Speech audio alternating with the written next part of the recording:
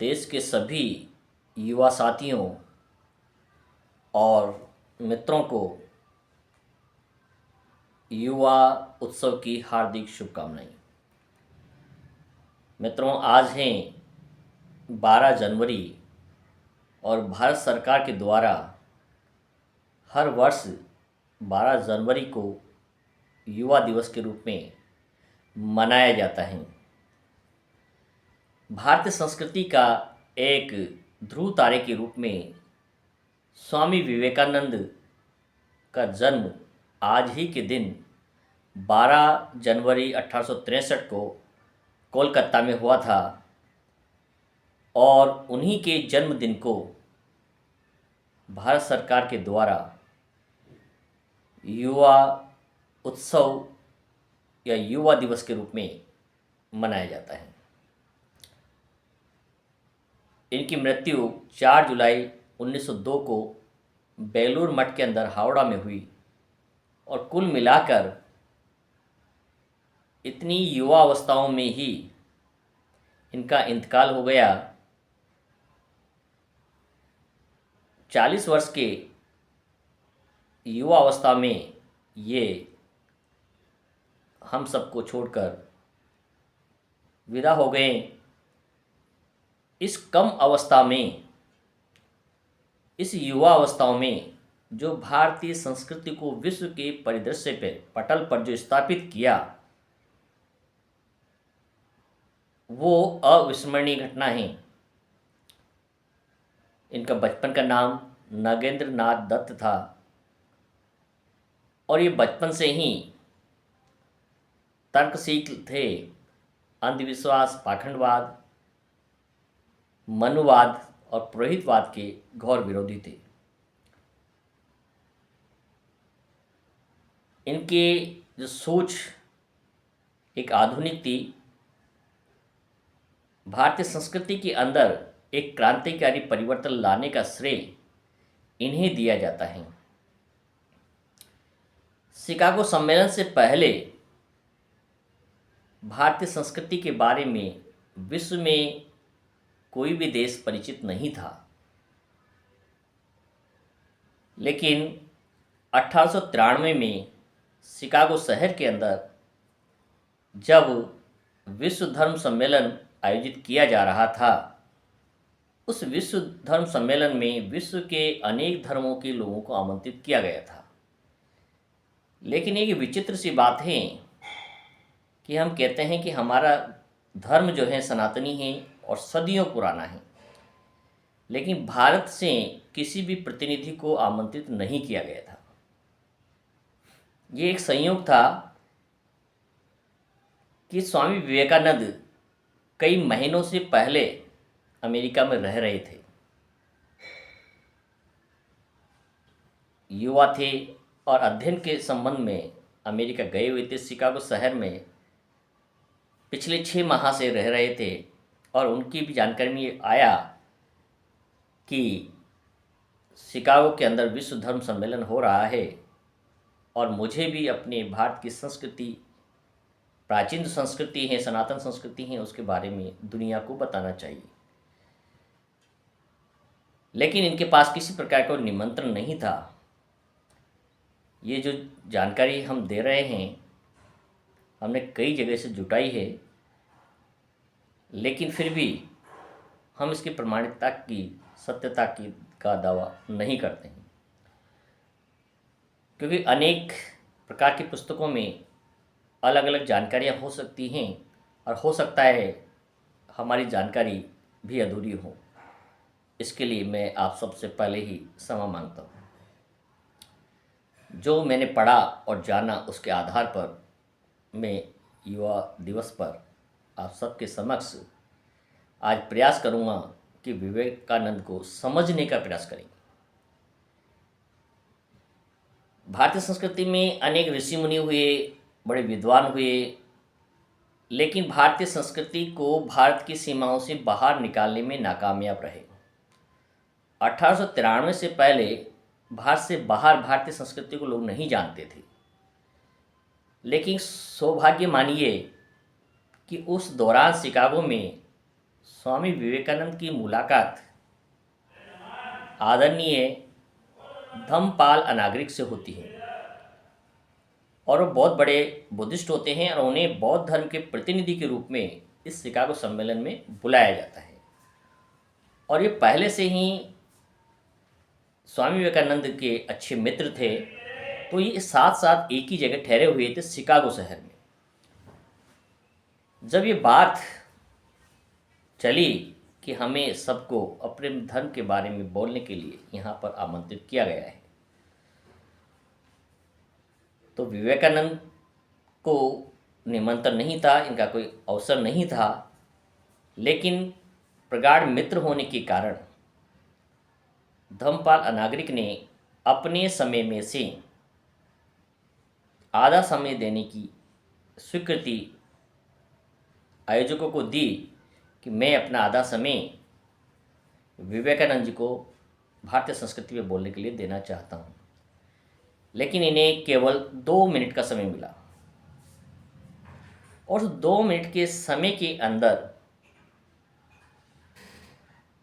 जो विवेकानंद ने अपने उद्बोधन दिया, प्रारंभिक उद्बोधन दिया किया, तो प्रारंभिक उद्बोधन में उन्होंने my sister and brothers welcome कहा और ये शब्द दुनिया में पहली बार सुना गया था, क्योंकि अमेरिका की संस्कृति में, फॉरेन में ज़्यादा करके जेंटलमैन कहा जाता है, लेडीज़ एंड जेंट्स कहा जाता है।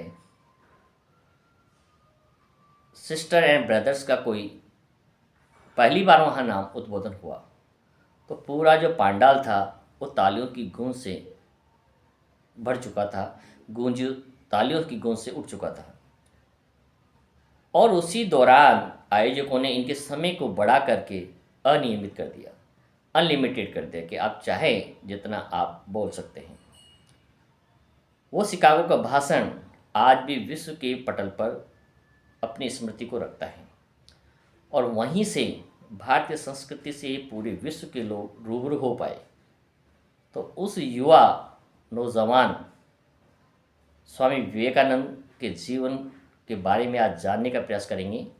और आज उन्हीं का जन्म उत्सव है जिसे पूरे भारत के अंदर युवा दिवस के रूप में मनाया जाता है। राजस्थान सरकार में कैडेट डे के रूप में से मनाया जाता है, क्योंकि नौजवानों को वो रास्ता दिखाना है जिस पर चलकर अपने स्वरोजगार को अपना सके और आगे बढ़ सके।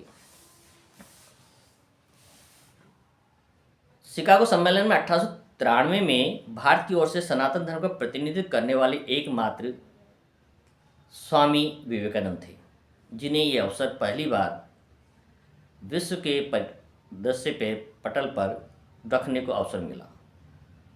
उन्होंने अपने 2 मिनट के समय के अंदर सबसे पहले भाषण में मेरी अमेरिकन बहनों एवं भाइयों से अपनी शुरुआत करते हैं और उस वाक्य से पूरा हॉल जो तालियों से गूंज उठता है। इनके गुरु थे रामकृष्ण परमहंस और इनकी प्रमुख पुस्तकों के यदि हम देखें तो वह हैं राजयोग, संगीत, कल्पतरु, कर्मयोग, राजयोग, वर्तमान का भारत। इनका कथन था, उठो जागो और तब तक नहीं रुको जब तक लक्ष्य की प्राप्ति न हो। विवेकानंद का मानना यही था स्पष्ट रूप से कि हमें कभी भी रुकने की आवश्यकता नहीं है। एक निश्चित गोल तय करें, लक्ष्य तय करो और उसे जब तक प्राप्त नहीं कर लो तब तक निरंतर उसी दिशा में कार्य करते रहो। यदि आपने एक समय में 2 गोल तय कर लिए हैं तो आप किसी भी गोल को प्राप्त नहीं कर सकते। ये इनका कहना था। इसलिए एक समय में एक ही गोल तय करें और उसे पूरी निष्ठा के साथ ईमानदारी से काम करें और उसे प्राप्त करने का पूरा प्रयास करें। उन्होंने सीखा कि सभी जीवों में स्वयं परमात्मा ही अस्तित्व में है, इसलिए मानव जाति जैसे मनुष्य दूसरे जरूरतमंदों की मदद करता है या सेवा द्वारा परमात्मा की भी सेवा उसके द्वारा की जा सकती है, क्योंकि उनका मानना था कि प्रत्येक व्यक्ति के अंदर परमात्मा निवास करता है और इसीलिए प्रत्येक व्यक्ति का कर्तव्य है कि वो अपने साथी की मदद करे, सहायता करे और उन्हें सहयोग करें। वही वास्तव में परमात्मा की सेवा कहलाती है। विवेकानंद ने संयुक्त राज्य अमेरिका, इंग्लैंड और यूरोप में हिंदू दर्शन और देशभक्ति सन्यासी के रूप में अपना जाना जाता है। उनकी जो पहचान थी वो हिंदू सन्यासी के रूप में मानी जाती हैं। एक देशभक्त सन्यासी के रूप में उन्हें जाना गया। वे केवल संत ही नहीं, एक महान देशभक्त, अच्छे वक्ता, विचारक, लेखक और मानव प्रेमी भी थे। अमेरिका के से लौटकर उन्होंने देशवासियों का आह्वान करते हुए कहा था, नया भारत निकल पड़े मोची की दुकान से, भूचड़ भड़भूजे की भाड़ से, कारखाने से, हाट से, बाजार से, निकल पड़े झाड़ियों, जंगलों, पहाड़ों और पर्वतों से। एक बार फिर हम का वाचन करेंगे। उनका नारा था कि नया भारत निकल पड़े मोची की दुकान से, भड़भूजे की भाड़ से, कारखाने से, हाट से, बाजार से, निकल पड़े झाड़ियों, जंगलों, पहाड़ों और पर्वतों से। इसका स्पष्ट जो संदेश यही था कि किसी को भी, आदिवासी को जंगल में रहने की आवश्यकता नहीं है, उसे खुल करके मैदान में, बाजार में सबके समक्ष आने की आवश्यकता है। किसी को मोची का तात्पर्य है जाति के आधार पर उसके साथ भेदभाव न हो, उसे प्रताड़ित न किया जाए, वो भी देश के विकास में बराबर का भागीदार बन सकें। भड़भूंजे का तात्पर्य छोटे छोटे जो व्यापारी होते हैं वो भी अपना हिस्सा, अपनी जिम्मेदारी, अपना सहयोग देश के विकास में लगाए। कहने का तात्पर्य सीधा है कि किसी के साथ कोई डिस्क्रिमिनेशन न हो, भेदभाव न हो, सबको अपनी योग्यता को दिखाने और भारत के विकास में भागीदार बनने का अवसर दिया जाए। यही विवेकानंद की सोच थी, जो कि उस समय के मनुवाद या पुरोहितवाद के बिल्कुल विपरीत थी, जो कि समाज को, देश को जातियों में, धर्मों में बांटे रखता था। उसके सख्त खिलाफ थे विवेकानंद जी। और विवेकानंद जी को आधुनिक भारत के निर्माता भी कहा जाता है। उसका कारण यही है कि उनके हर विचार जो है तर्क और विज्ञान पर आधारित थे। उन्होंने कभी भी उन परंपराओं को ढोने की बात नहीं कही जो सदियों से हम अपना रहे थे। उन्होंने नए भारत निर्माण की बात कही। वो भारतीय स्वतंत्रता संग्राम के भी एक प्रमुख प्रेरणा के रूप में बने। उनका विश्वास था कि पवित्र भारतवर्ष धर्म एवं दर्शन की पुण्य भूमि है। यहीं बड़े बड़े महात्माओं, धर्म एवं दर्शन की पुण्य भूमि भारत को कहा गया है। विवेकानंद ने एक नारा दिया, एकला चलो। एकला चलो की नीति का पालन सबसे पहले इस देश के अंदर विवेकानंद ने किया। एक परिवारजक के रूप में भारत और दुनिया में उसे खंगाल डाला और दुनिया भर की यात्रा करके इस नारे का सार्थक बनाने का प्रयास किया। विवेकानंद पुरोहितवाद, धार्मिक आडंबरों और रूढ़िवादियों के सख्त खिलाफ थे। उन्होंने धर्म को मनुष्य की सेवा का केंद्र में रखकर आध्यात्मिक चिंतन पर बल दिया। इससे पहले जो अध्यात्म था वो धर्म को प्राथमिकता देता था, मनुष्य को नहीं। इन्होंने धर्म को महत्व न देकर के मनुष्य को केंद्र बिंदु में रखा। उनका मानना था कि धर्म का निर्माण मनुष्य के विकास के लिए हुआ है, न कि मनुष्य के विकास के लिए धर्म को बनाया गया है।